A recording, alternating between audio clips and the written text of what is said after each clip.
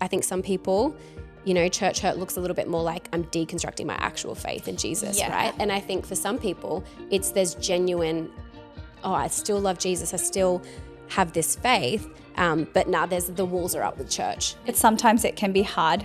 Sometimes people can have really horrible experiences, and so we're not trying to disqualify or diminish. Being able to get back to a place where you can step foot in church is such a powerful part of your journey. It's a necessity. If you are a person of faith, to be in community, we know that that is biblically sound. When the Lord heals us, we actually have a richer faith. We have a deeper faith.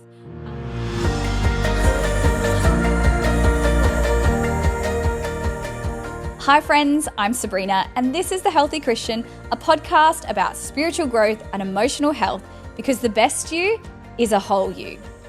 Hey, welcome to another episode of The Healthy Christian. We're so glad that you're here today. We're in for a great conversation, and I have my friend Chloe here with me. Chloe, say hi. Hello, thank you for having me. So good to have you here. This is actually a conversation, Chloe, we've been having kind of in private, and we thought, we're going to talk about it publicly because we believe that it will be helpful for people. Absolutely. And that is the topic of church hurt. Bum, bum, bum, bum. I want to make a few qualifications there. Yes. Firstly, I want to preface that we love the church. Yeah. We love our church, Kingdom City. We love the bride as a whole. So this is not a moment to beat up the church. This is not a moment to...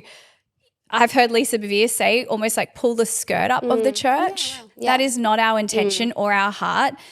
It would kind of be remiss though to not acknowledge that sometimes we can be hurt in church. Yes. Right? Absolutely. There can be times where we're disappointed. We're both leaders in church. There are times where we've walked through certain things and we've walked the journey with other people. And so I really want to start by saying that the church is adored by us and it should be elevated and celebrated by every Christian.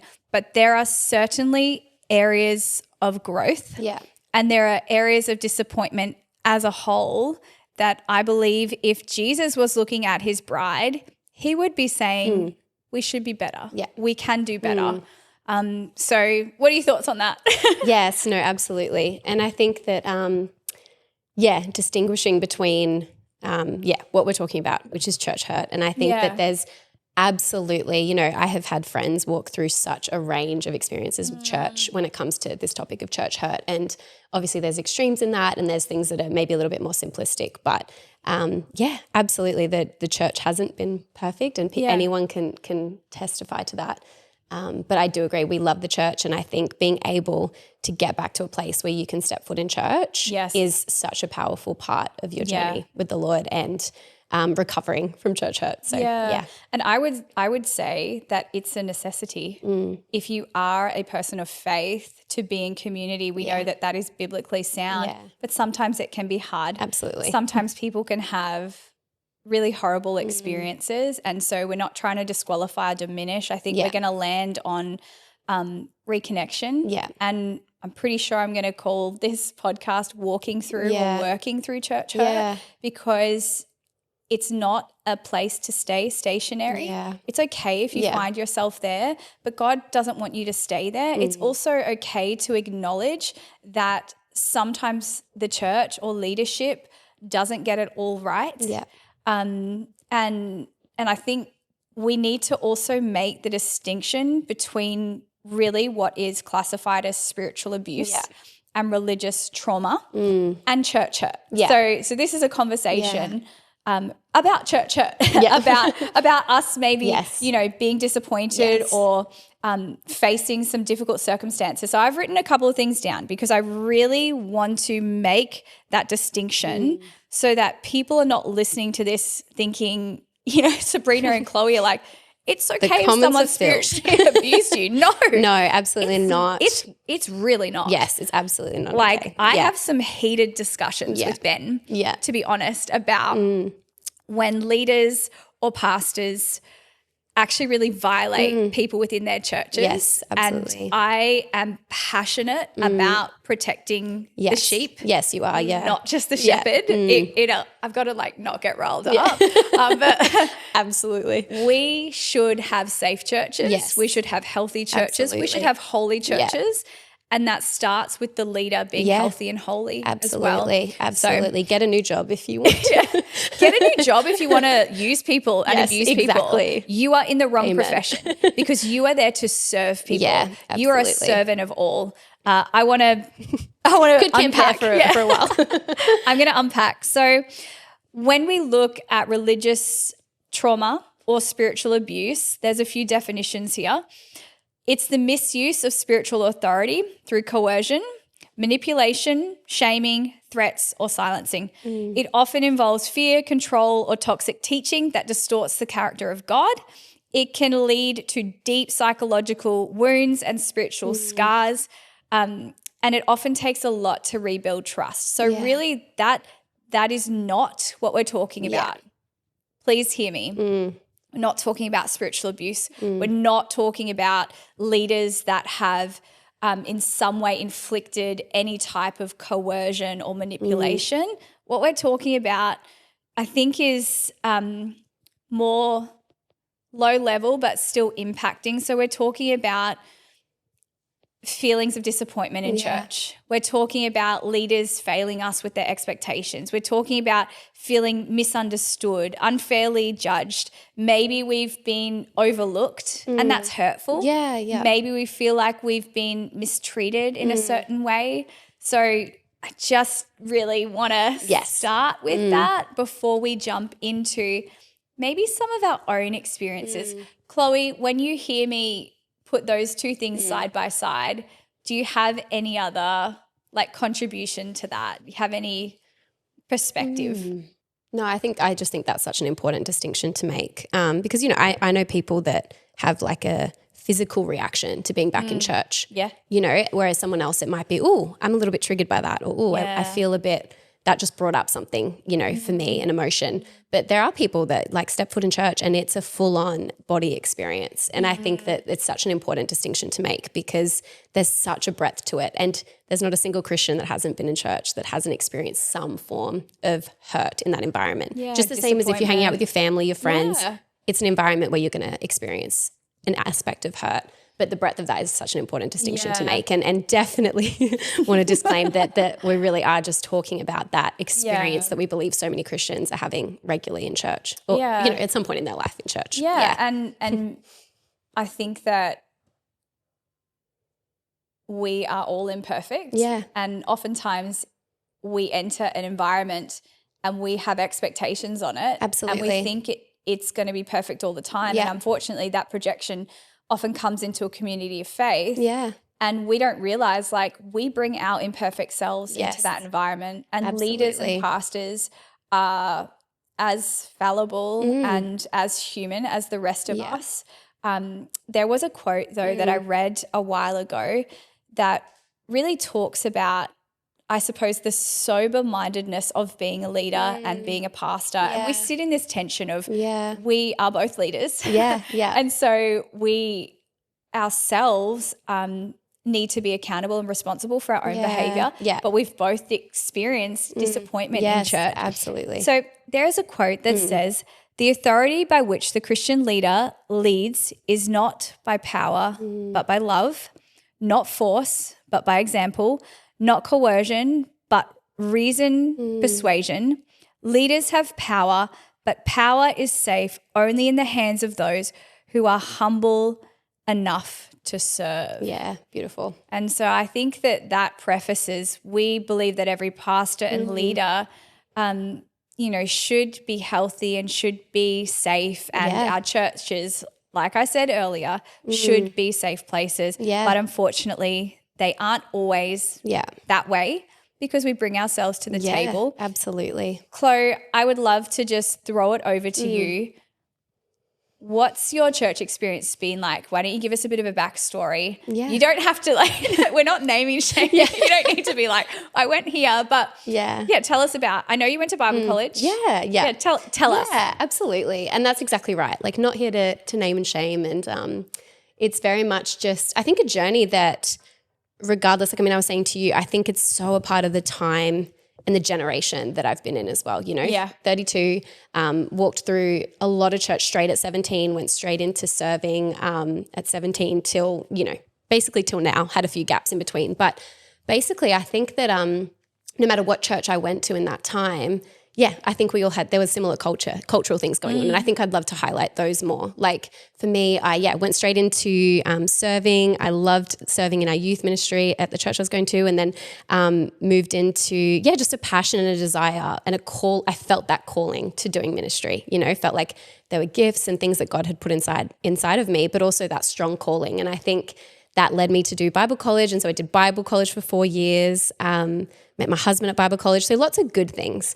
But so after I finished Bible college, we actually spent 1.5 years in America. And that's where my husband's from. And during that period, there was kind of almost an explosion in like a lot of the lives of those that I did Bible college with, in that people were really struggling with this question of, I've done Bible college. Does anyone else feel like they're lost now? Does anyone else disorientated almost? Completely. Like my life, I thought, especially the expectation of what your life was going to look like. So many people, that wasn't true for them. People went home and did Bible college and then thought they'd be doing ministry, or thought maybe they'd stay in Australia, they'd maybe do this, and they're back home and just, disoriented. Like, this isn't what I thought it would be, right? Which leaves a lot of room for disappointment, and a lot of room for disappointment because you've spent 4 years plus of your life doing that, right? So lots of room for disappointment there. And so that was kind of my journey in terms of got me thinking a lot about my experience, and also noticing, we did church in America and coming home, but noticing how hard it was when we moved home to Australia, and that I think I had things to work through during that period. So, and then from there, kind of actually had a year where we kind of just, when we had our son in 2022, just had a whole year of like, we would attend an amazing church like every fortnight, sometimes once a month. And it was this really restorative year. And then it came along to Kingdom City, and I said to my husband, no, like no, I'm not doing this. I honestly, it's hilarious, but being triggered by the enthusiasm, triggered a little bit by the enthusiasm, which is hilarious and sad to me. Did it feel like it was insincere? Did it feel like it was hype? Like, let's dig into. I do remember meeting you the first day, and I was like, "Oh, a new couple." You guys. But I do remember you guys being like hesitant. Yes, absolutely. Like you guys especially me, carried so much, and maybe there was disappointment there, and even a disillusionment of where you thought you would be in ministry. Absolutely. But what was going on? Like, what were you feeling? What were you going through? Yeah, exactly that. I think I'd gotten, I just picture it as like hardness around my heart. It's exactly what I picture it as, because I did walk in and I was like, oh, that's not sincere, or oh, that's so hypey, or like, you hit the nail on the head, the words. So fake. Pastor Ben was like, give God a shout of praise. And I was like, oh, no way. He did not just say that. No, I didn't. But, just things that like, I wanted to run, like I just wanted to get out of there kind of feeling. And that fast forward, that's so not the truth now, but I had to go on that journey of there was hardness around my heart. And I don't want to take any of it back either, because I feel like I'm so much more considered as a Christian. And I say I'm so much more intentional when I lead people to not just say cliche things, or to not lead them. I'm not a pastor, but as a leader, like I'm not gonna say things to you that aren't true or aren't just for the sake of getting you motivated to do something for me, right? And so like I do things so differently now. So I'm grateful for that journey. But I would say there was a hardness, and the Lord is ever softening my spirit and my heart. Look, we've had the privilege of knowing you guys. I think it's almost 2 years since you've been a part of Kingdom City, and God has softened your heart and restored your faith. And I think this is a thing that we don't realize, is when we walk through something and there are wounds there, when the Lord heals us, we actually have a richer faith. Absolutely. We have a deeper faith. Yeah. A little bit of our context was we were part of a church for 10 years on the Gold Coast, and to be honest, loved it. We were youth pastors. Yeah. Absolutely, like loved so much of it. But if I reflect on it, and I'm saying this from, you know, my own anecdotal perspective, I would say that in some way it bordered on religious trauma.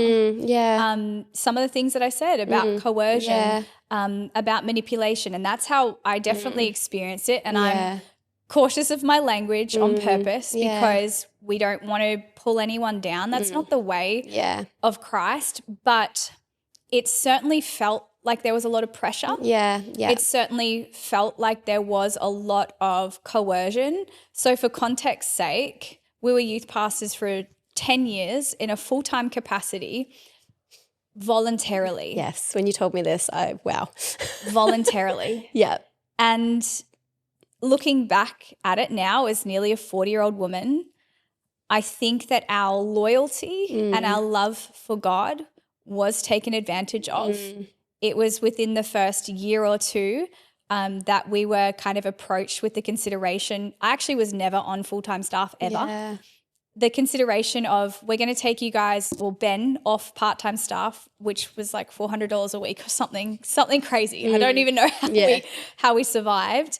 And of course we said yes. And this is what I want to get to, because if we hadn't have said yes, we wouldn't have been disobeying a man, we would have been disobeying God. And I think that's often where the church and leaders need to be careful of their almost godlike authority. So for 10 years, we literally served completely for free while volunteering 30 hours a week easily. And it wasn't until the end of that I was kind of like, I think we've been in a way used because of our willingness. And so that's for us, maybe where a little bit of disappointment set in. And to be truthful, the first year at Kingdom City was like the Lord restoring our faith, our heart and our trust. The image that I get is it almost like closed me up, not to the Lord, but it was like this, I'm going to take back what I feel like is being pulled away from me and almost used. And it was like I held myself close, and it was close to my chest. And I was like, I love God. I love the house, but I'm like, not keen for ministry. I'm not keen to feel like I was manipulated or used again. And Kingdom City was exactly what we needed, and God did a good work, and it was like my hands opened back up to surrender and to say, Lord, that was some hectic stuff. And that was only a small portion of it. Unfortunately, the church actually closed down, and there was a lot of really severe allegations, and the church imploded, and it was horrible. I look back on that and I'm so saddened by that. And that was, I suppose, a portion of our story, and we had to walk it out. Like, I cannot even imagine where we would be today if we hadn't walked through the disappointment, if we hadn't brought our wounds to the Lord, if we had not forgiven, and if we hadn't have said, God, I don't want a hard heart. God, I don't want a hard heart towards you, but I don't want a hard heart towards your house. Absolutely. This is your bride. You love your bride. And that was a game-changing moment where we surrendered again, and we continually do. Absolutely. So, and that surrender is the key thing, right? I think for me, and I think that's where I draw the distinction. I think some people, you know, church hurt looks a little bit more like I'm deconstructing my actual faith in Jesus, right? And I think for some people, there's genuine, I still love Jesus, I still have this faith, but now the walls are up with church, and it feels easier to do your faith. It feels easier to do your life without having to deal with that whole thing over there. And I think that's where I landed. I was kind of like, well, I'm just going to get a good job. I'm going to live my life with my family. I'm going to love the Lord, but church maybe isn't. And I think that was to protect myself, you know, from the expectations I'd had and where I thought I would be and what I thought where my life was heading. And so I think that's what people end up doing. And I think that surrender piece is so important.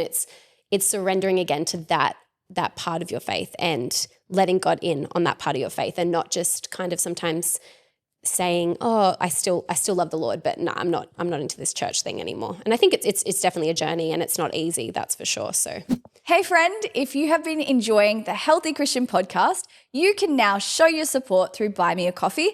There's no pressure, but your support really helps us keep creating and reaching more people. Link in the description. I like that you're actually bringing that up, because there are people that are so sincere and wholehearted. And I know a lot of them. I've got friends that were on staff and now they're not part of a faith community. And this is not a, judgment or a bashing, but man, you will not live your most robust faith. It will not be your healthiest or wholehearted faith outside of community. Yeah, community is so important. That is just a given. That is not a cliche. That's not a spiritual platitude. You will not live your best faith outside of community. Yeah, community. And so the only way forward is to work through it. I believe that one of the biggest hurdles is when hurt is harbored, it becomes bitterness. And it becomes offense. Yeah. And so then people are like, I'm so offended with this leader, or I'm so offended with the church. And I hate to say it, but the only way that you're ever going to get free is actually if you forgive. Yeah. Is actually if you let that person, that, institution, that brand of church, you have to let forgiveness flow from you. And I was just trying to actually look up, a really great quote that I read a little while ago about forgiveness. And it's by Lewis Smead. This is what he says: to forgive is to set a prisoner free and discover that prisoner was you. Wow. So many people are trapped. So many people just simmer in resentment. They're really disconnected. And it's like their insides just get so eaten up, not realizing that you do become a prisoner in your own resentment. Yeah. And I'm unapologetic about the fact that if you have faced hurt or disappointment, you need to acknowledge that. You don't need to dismiss it. You don't need to invalidate it. But at some point, you have to take it to God. Yeah. And you have to forgive. Yeah. It is the only way forward. Yeah. It's the only way to freedom. Yeah. And it's actually the call of every Christian to walk in that. Yeah. So if you are a believer and you're like, nah, what they did was too bad, I can't forgive. Who's our example? Yeah. Jesus Yeah, Christ. absolutely. Who literally forgave those who crucified him. Yeah.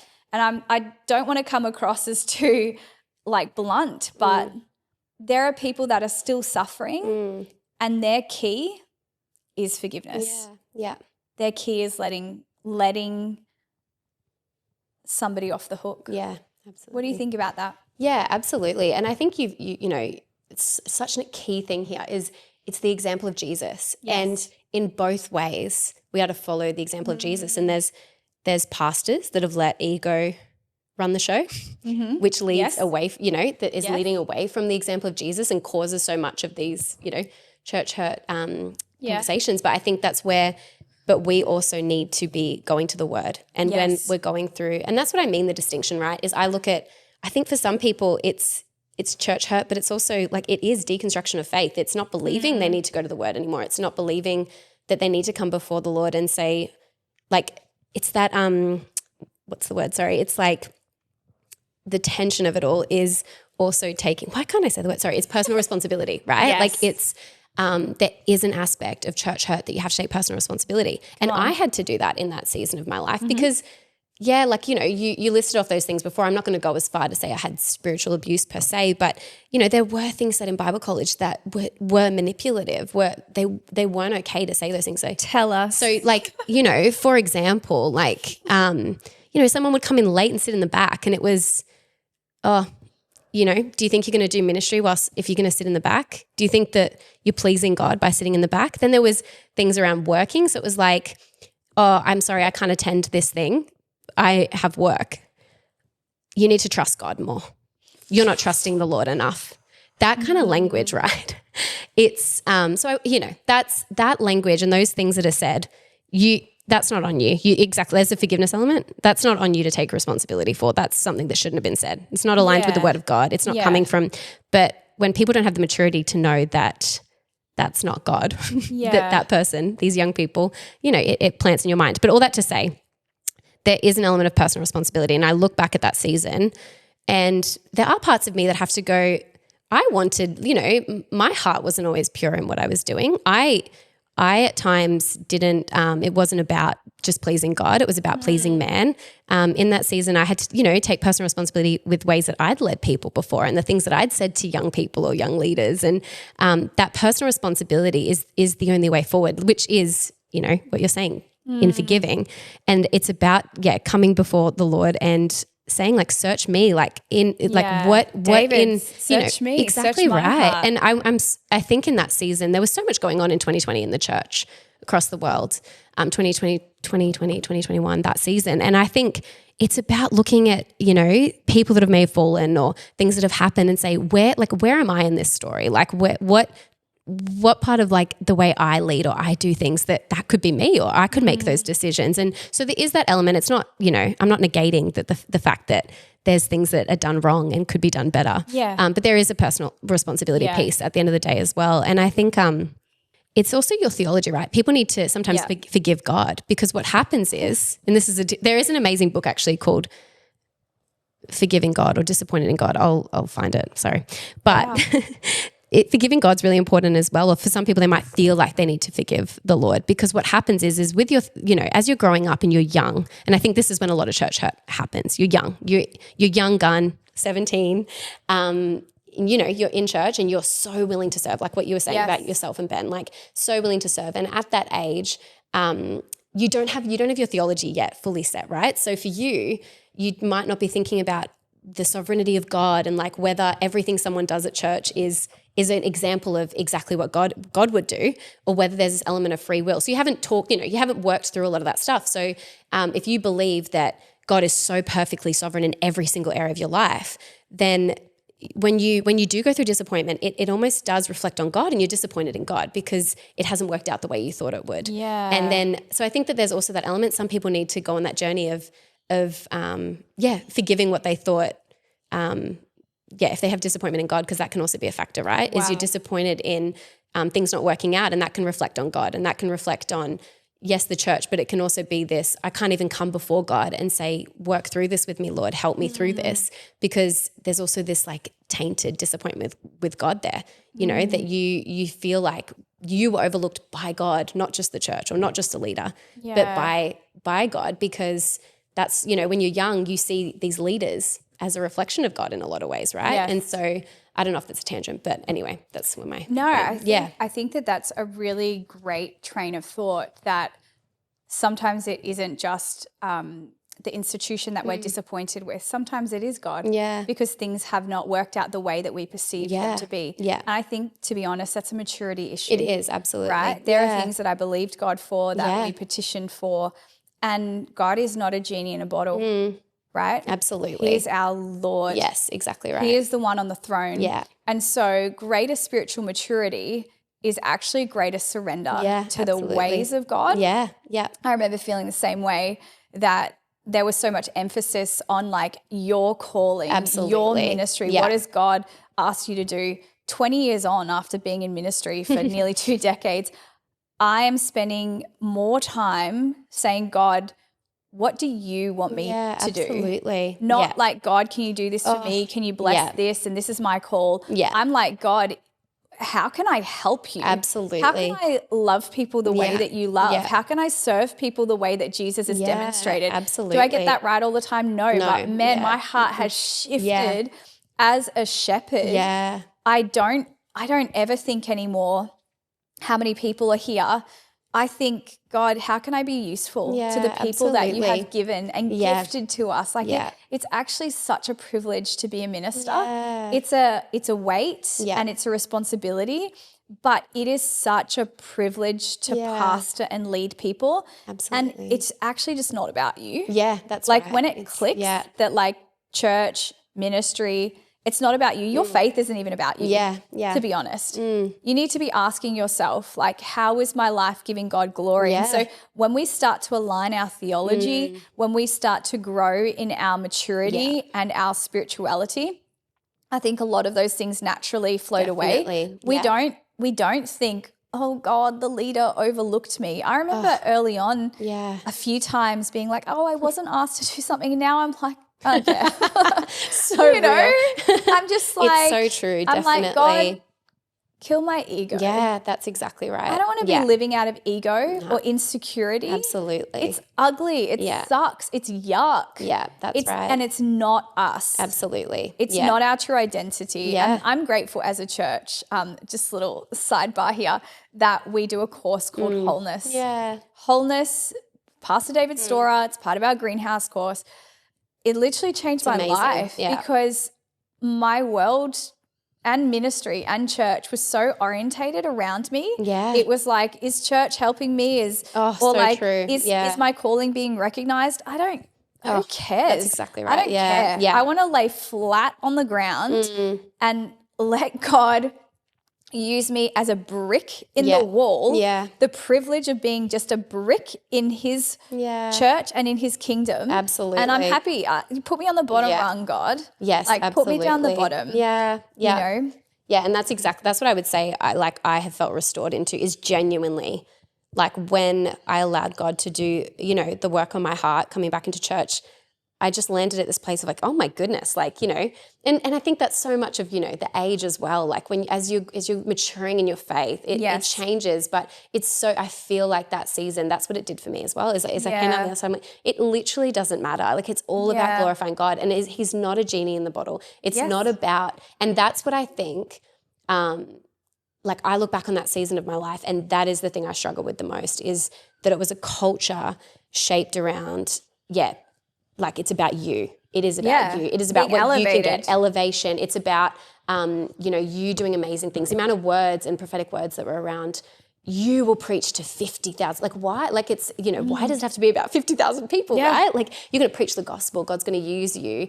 The emphasis of that was so strong. The emphasis on charisma, the emphasis on these things that's not what God looks at. God says in his word, he looks at your heart. He looks at, your faith. And Jesus came to serve. He humbly came. He laid his life down for us. Where in that is there this idea that it's about us?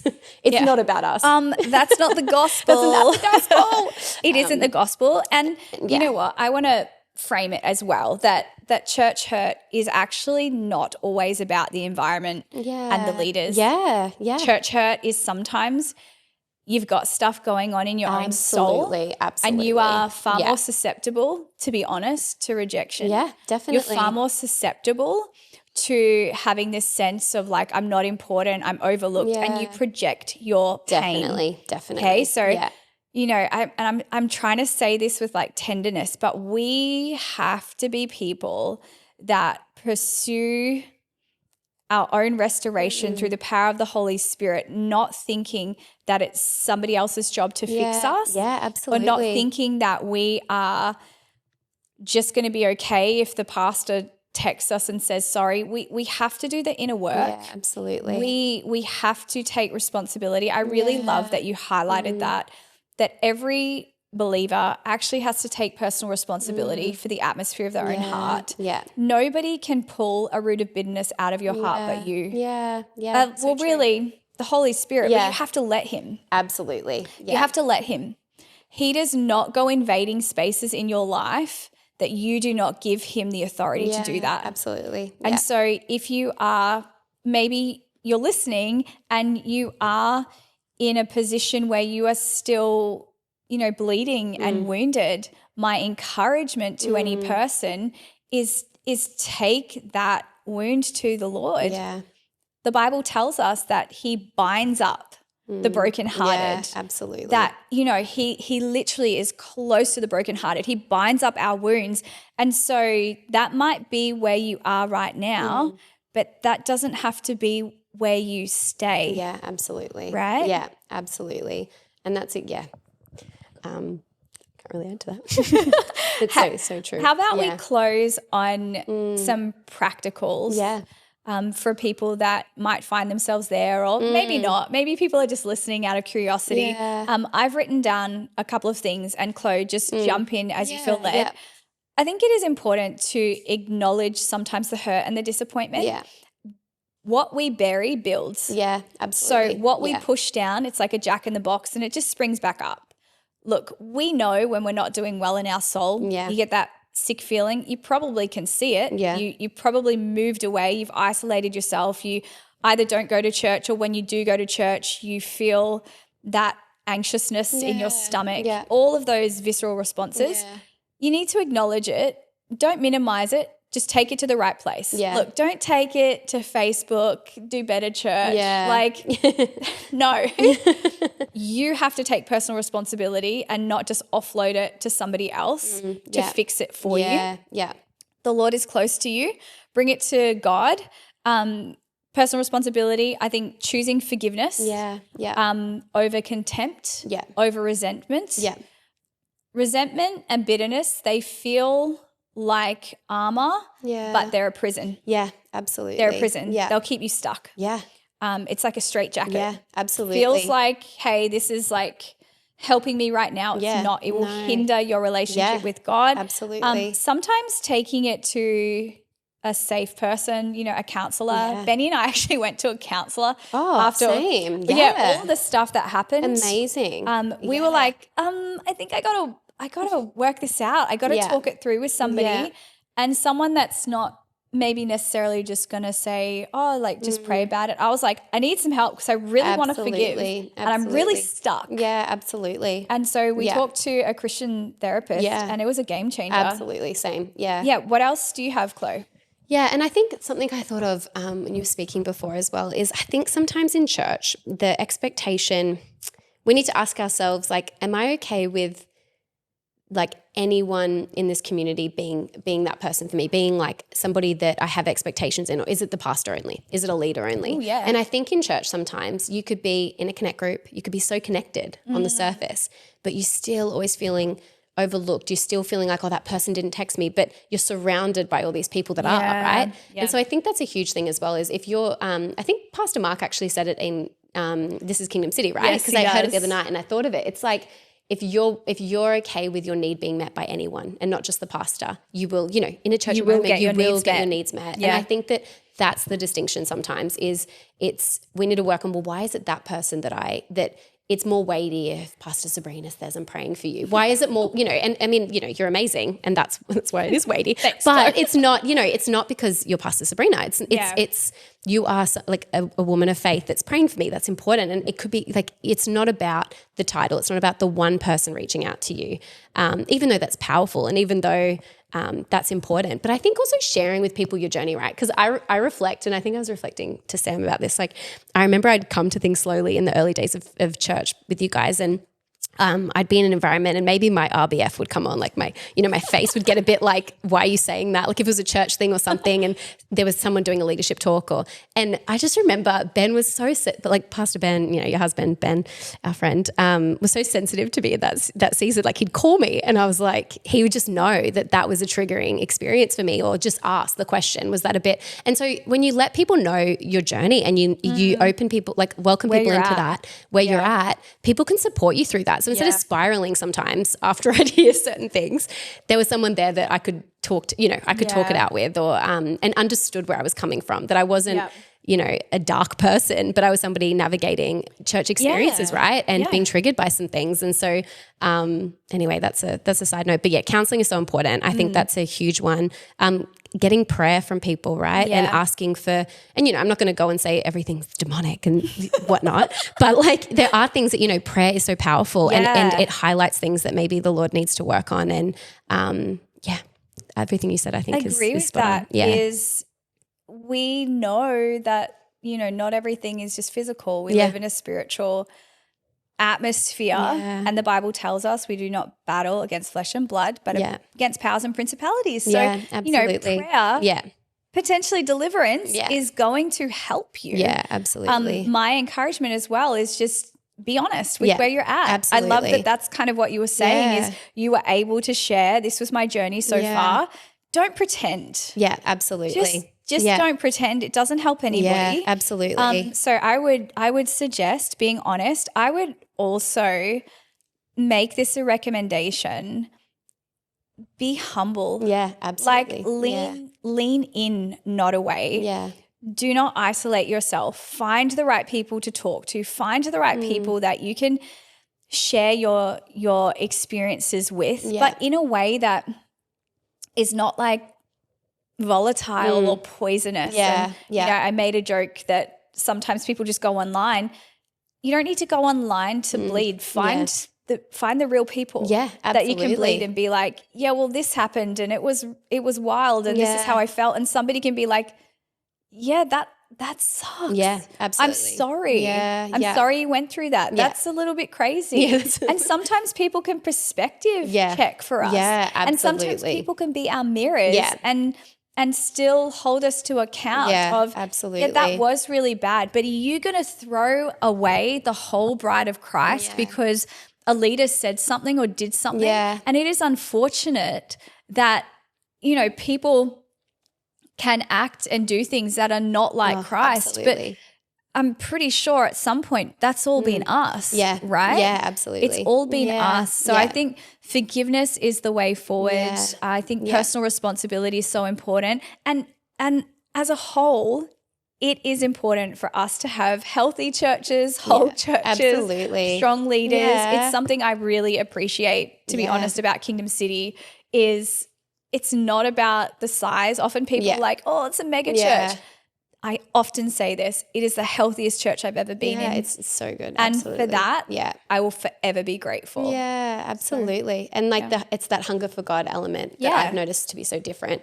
And I think I was just going to say on that as well is, you know, I'm not here telling people like evacuate your church, but if you do, if you're continuously showing up in an environment that doesn't seem healthy, or there's things that, you know, you're feeling in your spirit like this isn't right. Like you don't throw out the whole bride of Christ. Like there is other churches, there are other, and you know, sometimes you feel so like I have to be a part of this church till the day I die. But you know, it's the body of Christ, and if there's somewhere healthier for you to be sometimes, or you need to get out of an environment that's maybe not healthy, don't throw away. Go to a different church or go and anyway, I think that's important as well. Yep. And anyone that is currently not in a faith community, I would just encourage taking steps towards that. Where you can feel reconnected, because that is where you're going to live your most robust faith. Yeah. Chloe, I feel like we covered so much ground in that conversation. I hope that it will be well received. And I do hope and pray that people that find themselves still with maybe some wounds from church hurt, that it has encouraged them one step closer to healing and walking it through, because the church actually needs you. The church needs you. Yeah. The church needs every believer to be healthy, happy, holy, healed. Yeah, absolutely. You know, we need to be one unified body. Yeah. So great conversation. Thank you so much for coming today. No worries. Thanks for having me. Awesome. Bye.